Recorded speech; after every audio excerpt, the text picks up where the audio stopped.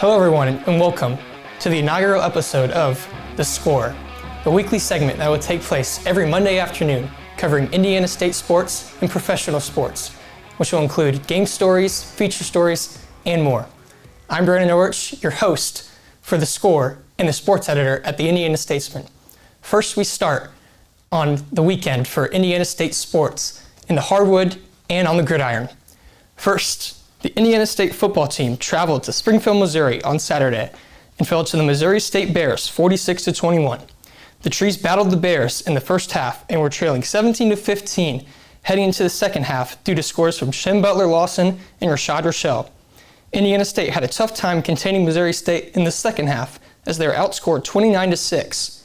The Sycamores will try to bounce back this weekend for their homecoming game against Southern Illinois. Kickoff is set for 1 p.m. Staying on the field for Indiana State women's soccer, the Indiana State women's soccer team had their senior day this past Sunday against Evansville.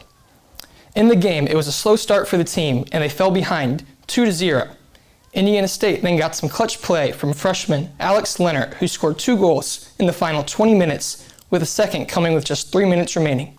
The Sycamores salvaged a 2-2 tie because of this and stayed undefeated at home with 1 conference game remaining. That game will take place next Sunday at Memorial Stadium against Belmont at 1 p.m. Switching over to the hardwood, Indiana State volleyball returned home this past weekend to play 2 games in the arena.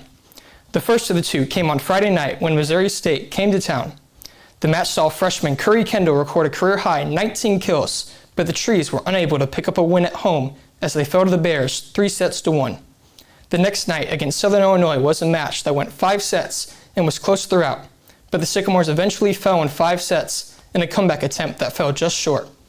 They now have another home game tonight against the Evansville Aces at 6 p.m. at the ISU Arena. Coming up next week in our next newspaper edition, we have the Indiana State football homecoming game, the Indiana State's last soccer game, and more Indiana State women's volleyball.